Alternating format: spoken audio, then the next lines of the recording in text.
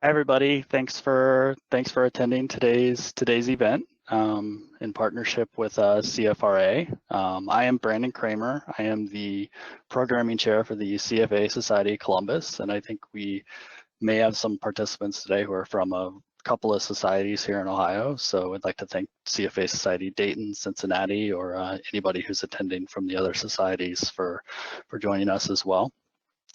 Before I hand it over to today's presenter from CFRA, Jennifer Latz, I did want to make a couple notes of a couple of events that we have coming up. We have quite a virtual lineup for the rest of the fall. Looking forward to seeing everybody again at the lunches downtown someday, but it's looking more like February or January before we're able to do anything like that. So for our virtual lineup though, we do have a couple of great speakers and events. On October 14th, I wanted to mention that we have John Christensen from Kane Anderson Rudnick, who's going to be speaking. And then in late October, we are kicking off a 3-part AI and machine learning workshop that I'm excited about. On October 21st, we're going to start with the evolution of machine learning in investment management. And then on October 27th, we're going to look at applications of alternative data and machine learning, and then we're going to wrap up that 3-part series on November 5th with the investment professional of the future. You'll see a full slate of speakers kind of coming out in the registration emails that you get from Jen, our executive director. And I also wanted to mention that we do have a partnership with Wall Street Prep for this fall as well, as we try to bring maybe some more unique things to the members, or unique advantages. And with Wall Street Prep, they offer Excel modeling courses where you can actually get a discount using your CFA Society ID, and you can find the registration links for those on the CFA Society Columbus's website. So without further ado, I do want to introduce our speaker today so Jennifer Latz is an experienced forensic accounting research analyst and formerly served as the head of CFRA's forensic research team, while also leading the consumer retail research team. Prior to joining CFRA in 2011, Jennifer worked in the New York office of Ziff Brothers Investments for 5 years. Before ZBI, Jennifer performed financial due diligence for KPMG's Transactions Services Group. And Jennifer holds a master's in professional accounting from the University of Texas and a BA from the University of Michigan. Although she has assured me that she did have some family members that attended The Ohio State University. So that makes up for her poor choice of schools. But without further introduction, I'll hand it over to Jennifer to present on Mind the Gap when good information goes bad. Thank you. Thanks, Brandon. Good day to everyone, and thank you very much to everyone joining, and to the CFA Society of Columbus and others who are joining. I'm going to go ahead and shut off my camera so everyone can focus on the slides. And if we can move to slide 3. Great, thanks. So just to go over what we're going to be speaking about today, we're going to start with a quick background on what the most common non-GAAP adjustments we see and why it matters. And then we'll go into a little bit more detail in part 1 on the most common operating adjustments that we see, which include stock-based comp, pensions, inventory, litigation, and impairments. And then we're going to continue with part 2 on purchase accounting. And then we'll go to part 3, where we're going to talk about other adjustments. And these are adjustments that are typically below operating income. And then lastly, we'll go over what to watch for in terms of language and show some further examples of inconsistencies for you guys to walk away with. On the next slide, we will touch on all of these adjustments. And so the most common ones that we see in the S&P 500 are the following that you see: restructuring, impairment, amortization from acquired intangibles, acquisition integration costs, stock-based comp, pensions, debt repayment, and then non-cash interest, and then lastly tax items, of which we'll go into a further example. just to give a little bit more flavor, we looked at S&P 500 companies back about 2015, probably worth updating to see what has changed. But about 5 years ago, we did analysis on non-GAAP adjustments, and 2/3, a little bit over 2/3, had some type of adjustment. A third had restructuring adjustments, a quarter had impairments, and a fifth had acquired intangible asset amortization. And so just to give you a flavor of the most common ones that we've seen, and we will touch in the presentation a bit later on all of these. But moving forward into why we're having this conversation, there has been increased regulatory focus on how non-GAAP metrics are presented and how they're disclosed to investors. So, over the summer, both Fifth Third Bancorp and Amex received letters from the SEC because they showed non-GAAP metrics that excluded all or some portion of a provision for credit losses. And then in 2017, ADT got a letter from the SEC that they had not provided equal representation to GAAP as they did to the non-GAAP. So these kind of show that the SEC is on top of this. They're starting to send not so nice letters to people, to companies, asking them to please adhere to the compliance and disclosure interpretations. Slide 7 on the following slide. And even aside just from the letters that the companies are receiving, the SEC is also levying fines. So MDC Partners was issued a cease and desist, as well as an undisclosed company in early 2019, again, for having a situation where the non-GAAP metrics had equal or greater prominence than the GAAP metrics. On the next slide,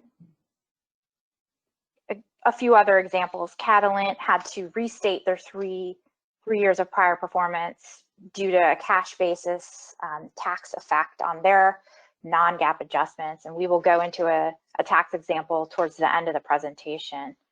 And then Activision and Hexion are other companies that have received further letters from the SEC. In terms of Activision, they had to stop using a deferred revenue non-GAAP metric. And for Hexion, again, they were called out for both prominence and that their reconciliation wasn't started in the right place. So the SEC seems to be somewhat focused on this as of late. And I think lastly, before we dive into the crux of the presentation on the following page, in and above just what the SEC is regulating, we at CFRA are trying to help our clients understand how this is going to impact the future earnings. We're trying to help them make the most useful decision that they can based upon what management is trying to tell them. So the main questions that CFRA analysts will ask is this really providing any value-added information? And then, are we getting clarification that this is what a steady state business operation, or all these adjustments simply, or portions of these adjustments simply muddying the waters? We always look to see if there's a definition consistently across time, because as we've seen in the past, there's usually a big red flag when we see different definitions for the same metric. We'll go through some examples on the next, which is treating gains and losses equally. But we also ask in the non-GAAP piece, is this actually appropriate to the business model? Are companies including enough detail so that investors are able to assess the validity and back into these numbers? And we do spend a fair amount of time talking to management for companies we cover and for clients to ask them for further details.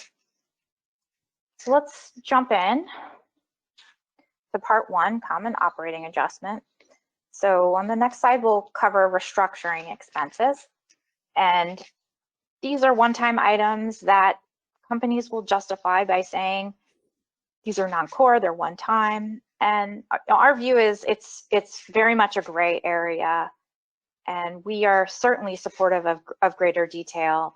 However, we would qualify these adjustments by saying, as you saw in the analysis we did about 5 years ago, it's quite overused. These adjustments are opaque without often a lot of detail to support why these are one time. And if you're restructuring every quarter, are you lumping recurring operating expenses in there, or are you in the wrong business? And I think what I tend to do is spend time in examining the roll forwards that are buried back in the filings. I look at the expense side, the P&L side, versus what these true cash restructuring costs are, and then do some peer analysis. And lastly, with respect to restructuring expenses, we will always look to see if companies are treating these equally, because we're often seeing as we go through these filings that there are gains buried within the financial statements from reversals of restructuring provisions that companies are not calling out as one time. So on the next slide, move on to stock-based compensation. And again, this is a pretty frequent adjustment that we're seeing for companies to get at adjusted EPS. And the justification here by companies is that this is non-cash, and the actual cost of options is being reflected in the adjusted EPS calculation, that the dilution is picking this cost up. CFRA's view is that this is really an economic cost, and it's just a form choice in terms of how companies want to pay their employees. And while some dilution is captured in the GAAP statements, we think that GAAP typically underestimates the actual dilution that frequently occurs with exercising of options. And that if analysts are going to add back the stock-based comp, that they should think about using forward issuance and future prices to more accurately get a sense of dilution. And we'll go through an example of that in a bit. And then lastly, because there's a pretty complex calculation to get to EPS, and there's some unrecognized compensation expense that gets benefited in the diluted share count. If a company is going to exclude their SBC, then we believe also they should not get that benefit in the denominator and the diluted share count for the unrecognized comp expense. So on the next slide, we're going to go through Salesforce as a concrete example here. So you can see highlighted here that the stock-based comp is a huge portion of their net income when you look at it on in terms of the adjusted basis. It's more than 100% of the non-GAAP diluted EPS. On the following slide, you can see here how Salesforce.com calculates their adjusted weighted average shares outstanding. And there's just a bit of an extra step here, given that they generate loss for GAAP purposes. And so it's pretty straightforward in terms of the convertible senior notes, warrants, and employee stock awards and how they're calculating that. But if you move on to the next slide, we think that in terms of the calculation, not all the dilution is really being captured, given that the dilution is reduced by the amount of shares that could be purchased at today's share price to reduce that dilution overhang. However, we're generally hoping and owning stocks based on what they're going to be worth in the future. And so that increased amount of money in the options usually is going to portend for more exercising of these options and a higher true cash cost to actually reduce the dilution overhang from share repurchases. So on the next slide with Salesforce, the way that we have done the calculation is a very big difference.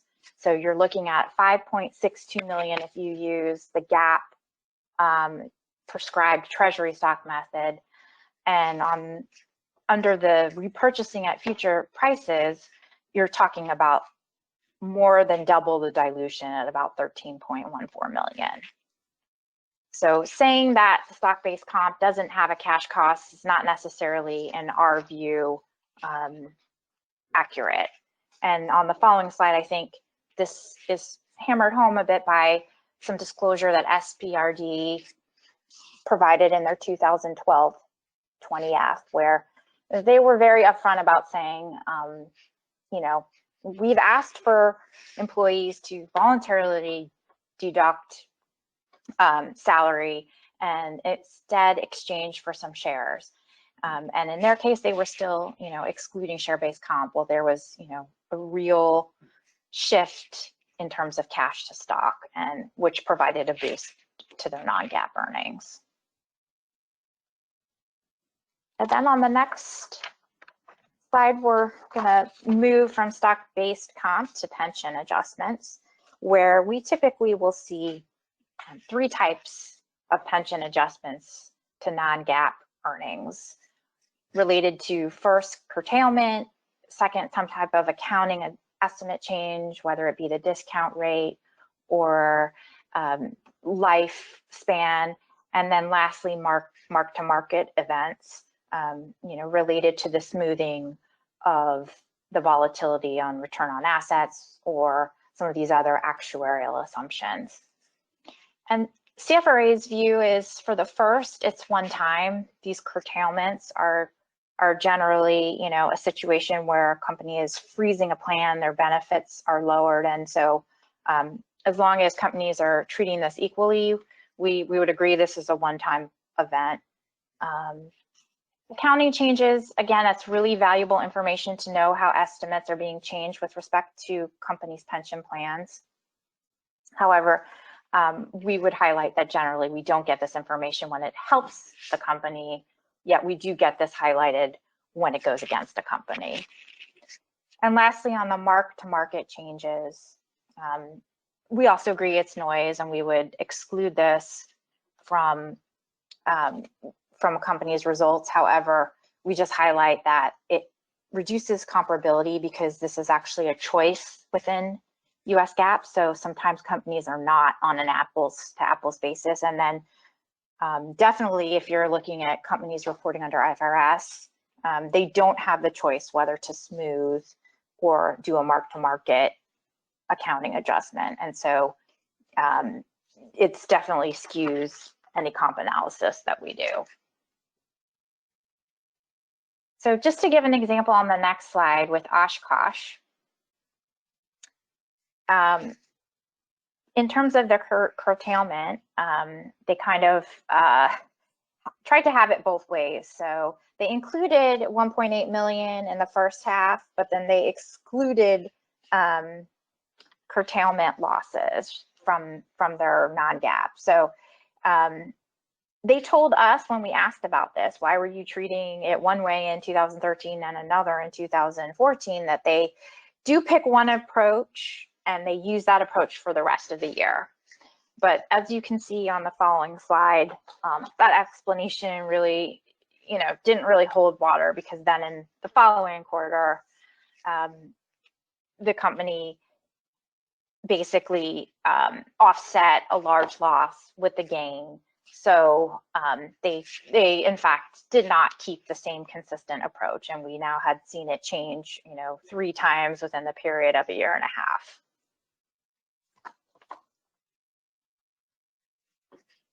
And the last piece on the next slide, related to pension adjustments. Again, the SEC has been commenting on this, and in particular, what Macquarie did was they were using a non-GAAP metric for their free cash flow, and we'll get to cash non-GAAP metrics towards the end of today's presentation. But the SEC came down on Macquarie's classification that pension contributions were really non-cash, because we know that in the end, or at least we're quite hopeful in the end, that pension obligations will ultimately settle in cash.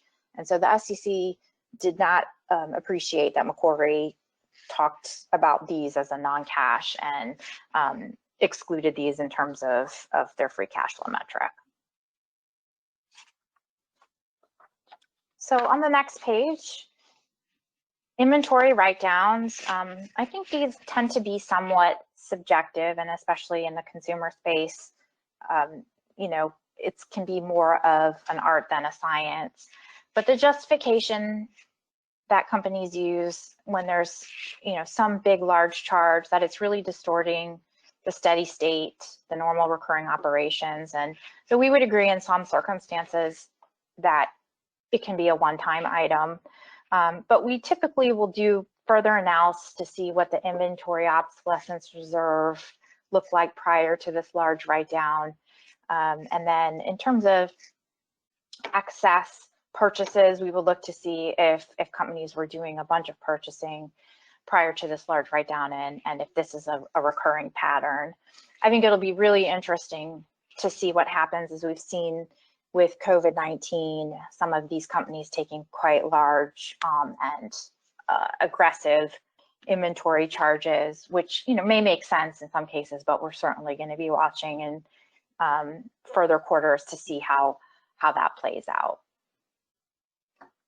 And then on litigation costs, in terms of this, we would tend to view one-time litigations, especially if they're quite large and seemingly a one-time situation. We agree that these are something that companies should back out of their non-GAAP metrics. However, with certain business models, particularly with financials companies and multi-level marketing, they're often prone to litigation. And so we would take the view that those were recurring costs. And the other piece that we looked at is just consistency in terms of whether litigation gains and losses are being treated equally, similar to pensions, similar to restructuring that we covered. On the next slide, we'll talk about this in a little bit more concrete terms with ACOM.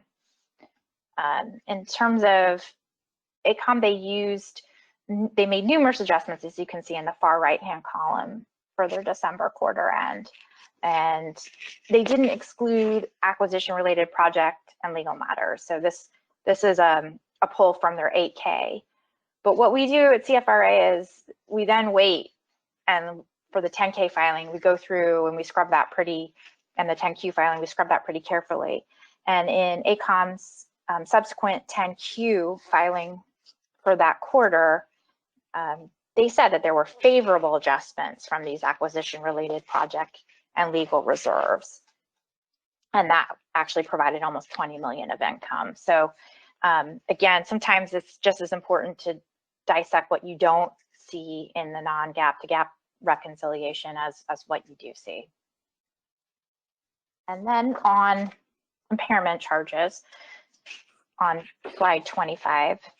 So I think, you know, this kind of is something that we see fairly often. It hits on a variety of, you know, equipment and intangible assets, and as well as goodwill. And we agree it's generally non-cash and one-time in nature. However, you know, these are a real economic cost, and it does represent, at least in some form, that there's an asset that has deteriorated in value. And although we do, you know, generally back these out of adjusted earnings, I will say in situations, particularly where a company is very acquisitive, I tend to look at these with some skepticism and look at the assumptions that they're making. So for example, something like Reckitt, Benckiser, and Mead Johnson acquisition, we saw that there was pretty big goodwill write-downs, which just begged the question, if you're an investor, you know, did RB overpay? So for us, that's kind of more where we come out in terms of the impairment charges.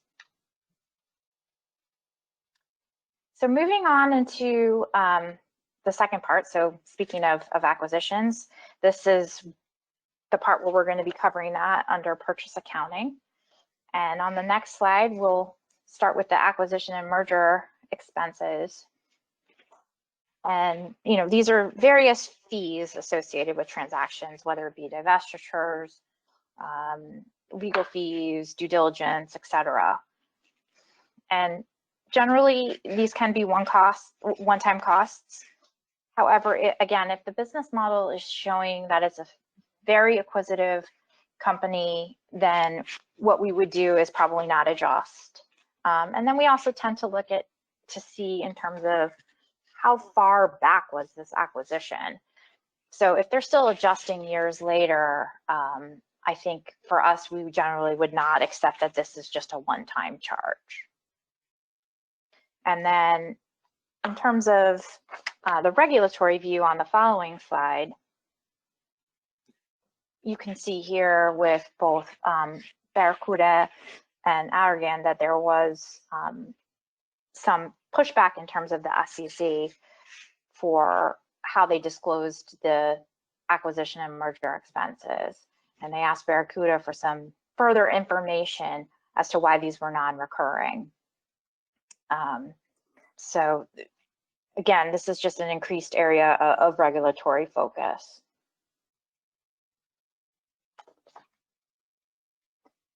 And on the next slide, as I mentioned, we tend to look to see how much later companies are taking these type of charges post the acquisition. And in DuPont's case, they were still incurring about $20 million a quarter over 2 years later from doing an acquisition of certain of the DuPont crop protection business. So in that case, we might question whether or not there might be some normal operating costs being thrown in to these adjustments that management is making.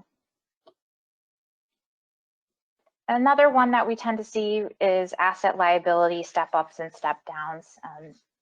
So just to take a step back, whenever companies make acquisitions, the assets and liabilities must be fair valued, and we agree this can create some distortions in terms of the reflection of the underlying business economics. So it depends again. I think this is a situation where we would look at the specific adjustments they're making to see whether those make sense, and things like inventory. Sometimes you can get good information on historical margins to make those adjustments. And we just also make sure that the benefits are treated same as costs. But generally, we would view that these are, accurate adjustments, and we would agree with management. On the following slide, contingent consideration.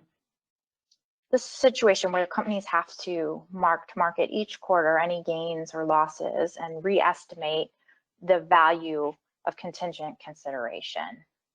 And it can introduce a lot of variability into companies' income statements, and that's how companies justify excluding this from their earnings. And we would recommend also making these adjustments.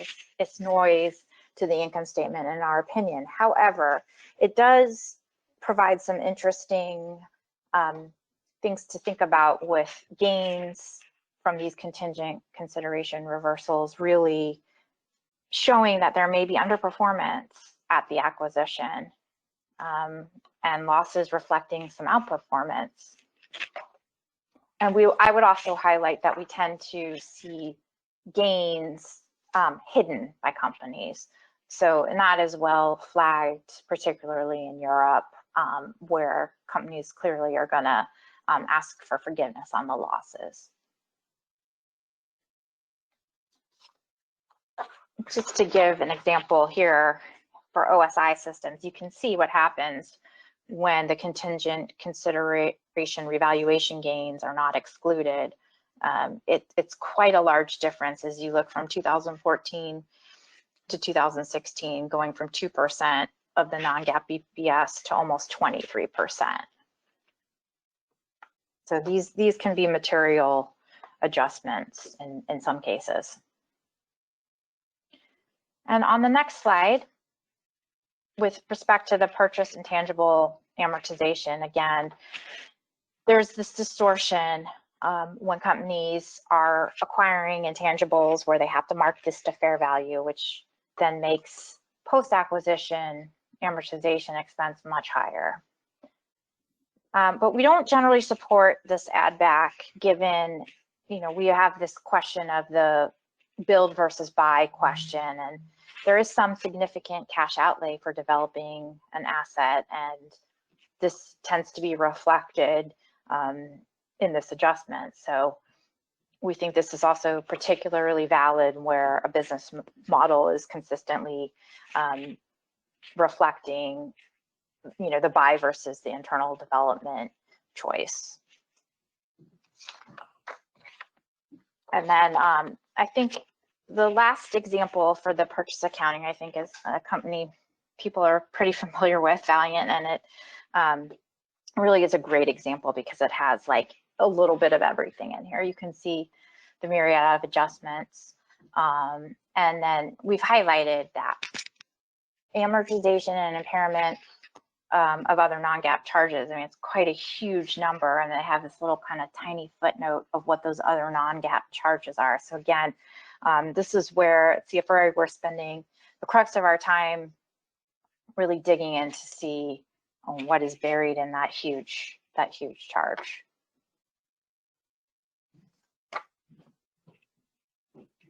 So for part 3, we're going to go through some other adjustments and metrics that we come across. These tend to be below the operating result line and include tax items, which is you'd be surprised, I guess, at how many different ways we've seen company adjust for taxes or tax affect these items in their reconciliation. Gains and losses on asset sales, again, we tend to also think this is noise. The fixed income adjustments we see, whether it be early debt retirement or non-cash interest, we tend to look at it on a one-on-one basis to see whether those are truly actually non-cash or whether those are truly one-time. And derivatives as well, we find this is generally noise in terms of the income statement. And then lastly, same goes for the financial asset gains and losses, where we're seeing gains on sales and equity investments. We would tend to exclude these from a steady state analysis. Moving on to cash flow, as I mentioned, we were going to get to some cash flow non-GAAP metrics and questions. And actually, we have a whole other presentation on cash flow shenanigans because it covers kind of these tricks and gimmicks. But just to, from a high level, go over the most common adjustments that we see for non-GAAP cash flow metrics. The cash restructuring and acquisition costs, again, we would see companies say that these are one time, and we would look at this on a case-by-case basis. Pension contributions, again, this kind of relates back to the Macquarie example we talked about where these are at some point true cash. One time or unusual CapEx, sales of equipment and property, environmental legal payments, and then securitization and factoring. And again, we generally use the same process on the cash side as we do on the P&L side. I will highlight one thing with respect to the securitization and factoring. This has become an area of really intense focus for CFRA as we are starting to we're actually not seeing adjustments for securitization and factoring. I think it's probably the better way to phrase it. I don't know if it's a common adjustment, but it's a common adjustment that we at CFRA make because disclosure is quite poor and the regulators are still not really on top of this as of yet, either in Europe or in the US in terms of disclosure here. And it really can skew the cash flow metrics in a very compelling way. So we spend a lot of time looking at that. And then on the next slide, a last piece on KPIs. Again, these are similar to non-GAAP. They just are presenting an alternative metric. We look very closely at things like the same-store sales, subscriber acquisition costs. And while they can be helpful, often we've found that sometimes they just deflect attention away from the more problematic things that we've seen in the actual audited financial figures. Moving on to the last part, just give some tips on the high level of what to watch for, and on the following. And we tend to have our antenna at CFRA, crop up when we hear things like special one-time charges, and also where we see inconsistency of either items that seem similar or the inconsistency of gains and losses. Or the other pieces where management presentations suddenly switch the metrics they're focusing on from one quarter to the next, or they begin using kind of non-traditional or inconsistent definitions. And then lastly, one thing that we look at is just the divergence of non-GAAP and GAAP, and we screen for that pretty regularly. In terms of the EBITDA and capitalized expense, EBITDA is a little bit of a special category under non-GAAP disclosure from the SEC. And this is due to EBITDA's use as a liquidity measure. And so the SEC has basically said they kind of have this special status within non-GAAP metrics, but they both need to be reconciled to net income. And they've been very clear about that versus operating income. And in terms of the last point, in terms of watching for unexplained increases in CapEx, I think this is where we've seen recently screening can be limited in its usefulness, because again, we are really looking at some of the parts of the cash flow statement that are less visible, that are below operating income, and that aren't specifically flagged as CapEx. So we tend to look and see whether there may be things screens are not picking up in investing and financing cash flows.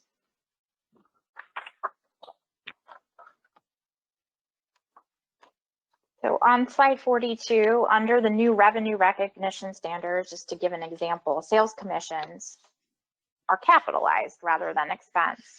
And so given that, the margins are substantially higher. And here you can see, again, with respect to EBITDA and capitalized expenses, there's a very large difference when you consider before the new revenue recognition standards and after. So we've used here Ring Central as an example to show. On the next slide, we see subtle metric changes, and particularly in same-store sales. With my consumer background, this is like one of the things that drives me a little batty, but that's one of the key things we looked at. And with Pandora, they changed their like-for-like calculation twice in 1 year. So in the first change that they did, which was in March of 2016, they just changed how they laid out their geographical breakout, which was really difficult for us. They sort of merged everything together.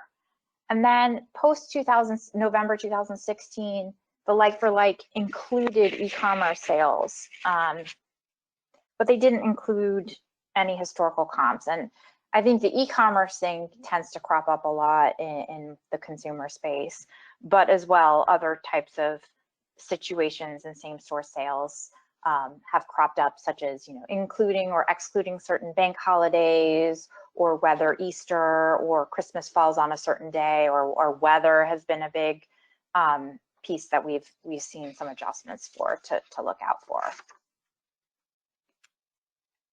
And the next slide, just another example here of where companies selectively may include and exclude certain items.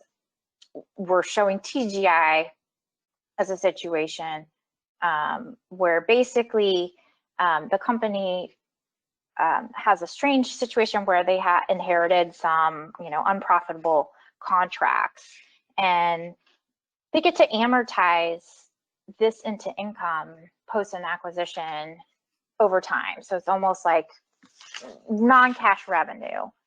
And so if you go to the next slide, you can see that while things in terms of the losses were adjusted for previously, fast forward, and in the September 2016, they then reversed some of these losses, but the gains that they got to have amortized into their income, they never mentioned in their earnings release.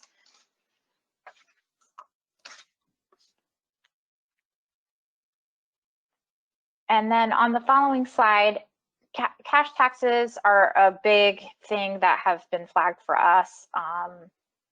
And I would say in terms of this, the company uses cash taxes to compute their adjusted net income number. And in some cases that may make sense. But over time, that tax rate, if you can see on the next slide, there was a big discrepancy in 2015 and 2016 between their GAAP tax rate and their non-GAAP cash tax rate. I mean, over time, those should be a little bit more in line. But if you look ahead to the 2018 financial statements for Nielsen, they actually then had losses going forward on a GAAP basis, and so the cash taxes went up pretty significantly to a rate of about 24%. So again, using these type of adjustments, you can see that there was a 30% difference in 2015 and a 28% in 2016 just by switching the tax rate, which did not consistently stay at 14% and shot up to close to 24% in 2018. So that's it from my end. I've been talking a lot. I will turn it over to Brandon to see if there's any questions. Thank you, Jennifer. That was very educational, I think, and useful for any analysts out there who looking at financial statements. I think as you went through your deck, I can see, one of the big themes is kind of consistency from year to year and making sure that companies are being consistent about how they report. One of the questions that I kind of thought of as we were going through it was, what's your favorite ratios to look at? When you think about an analyst who's trying to capture maybe systematically or quickly, which companies maybe should be screened out or not screened out, and those kinds of cases, or is there really no substitute for meeting with management and digging into every 10K or every 10Q over the years in terms of catching like maybe a Valiant? There were quite a few hedge funds that were pretty deeply invested in Valiant, for example. Are there ratios that can accomplish some of these? Obviously the CFA curriculum emphasizes accruals ratios for cash flow shenanigans, or is there really no replacement for meeting with management and digging through every 10Q? Yeah, I think there's some that we certainly might look at as a first pass. So where we're looking at the lag between the cash flow from operations and the net income plus depreciation and amortization, or any other kind of really large one-time charges we would allow for in the DNA calculation. I think also the GAAP to non-GAAP, how that lag trends over time is something that we would look at pretty carefully as well.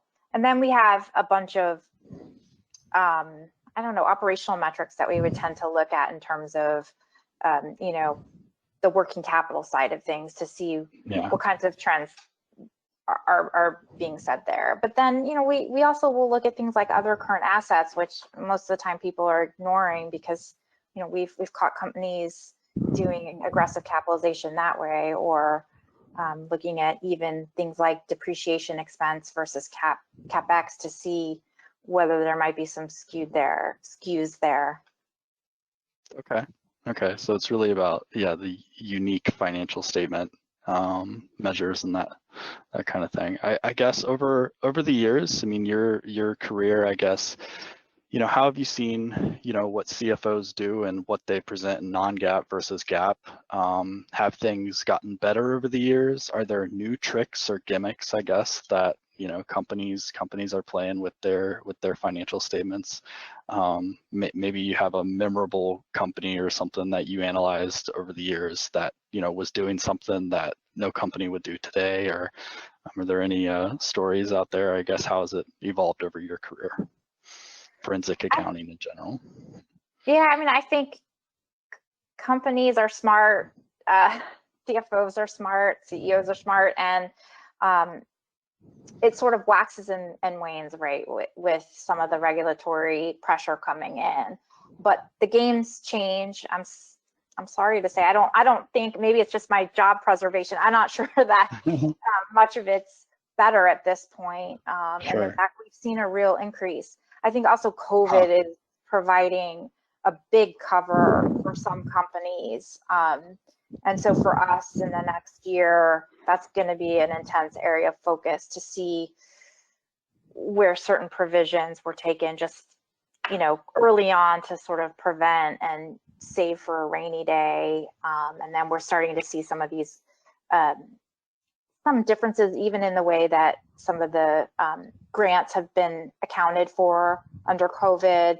We're not highlighting certain things like that. So it changes. And for sure on the cash flow side, we've seen particularly recently just the factoring of payables come up as a real source of cash flow for companies without almost any disclosure. I mean, Carillion in Europe is one which blew up recently. I know Coke, was it Coke? I think that received a SEC letter for not disclosing certain pieces of their payables factoring program. Huh. Yeah, those are really useful comments. I know I saw maybe a meme was, you're going to see companies report earnings before interest, taxes, amortization, depreciation, and coronavirus. So that's going to be EBITDAC instead of EBITDA. So that's interesting. I guess, one last question, and anybody who has questions, please feel free to post them in the chat, and we can toss them over to Jennifer while we still have her today. As you think about, ESG investing has kind of, put the spotlight on maybe how CEOs are paid. And, there's a lot of CEOs out there. Jamie Dimon, for instance, has spoke about, whether companies should even be giving quarterly earnings guidance. And do you think that quarterly earnings guidance or, how CEOs are paid has an impact on kind of the accounting decisions that companies make? And maybe you can shed some light on maybe what is the optimal way for CEOs to get paid?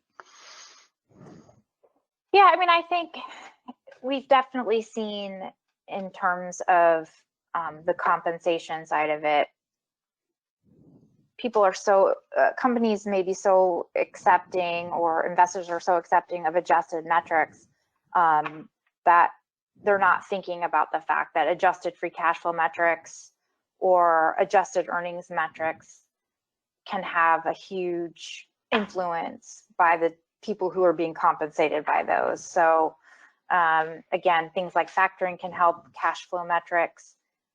We've seen organic growth rates be tinkered with a little, or like we love the examples where we can see that executives just make it over the cusp because they've either excluded or if we do the math, we can see it was like by a penny, or even just as you mentioned, quarterly earnings in general. So both of those things, the compensation and the quarterly guidance, can both be very driven and influenced by the accounting and by some of the art that GAAP allows for people in terms of provision reversals or extending the useful life of depreciable assets. There's a lot of levers at CFO's disposal to use.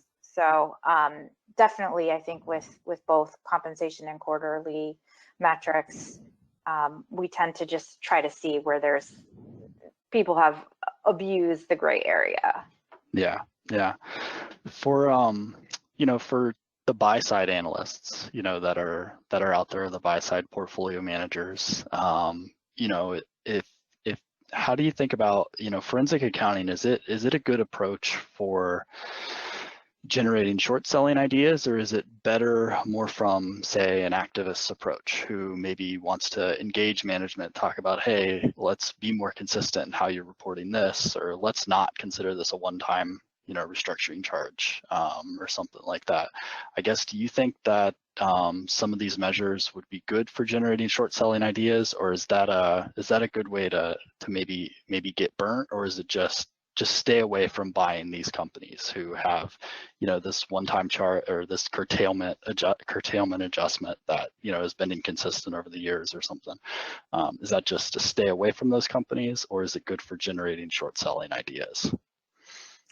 I think it's both. I think we have clients that are interested in the short selling side of it, and so once we kind of go through some of the details within the financial statements, we come up with a kind of a view of how far off this might be. But I think over half of our clients are long only investors. We also have some that are non-investing clients, so things like D&O insurers, and for them it's very helpful for the corporate governance side of it to see how companies are, to also advocate for change. We have several clients where when we've seen more egregious violations, they've unwound their long positions, and so from a risk mitigation perspective, we find this approach quite useful for both short activists and then also for long only or even non-investing clients. Great. Yeah, very, very interesting.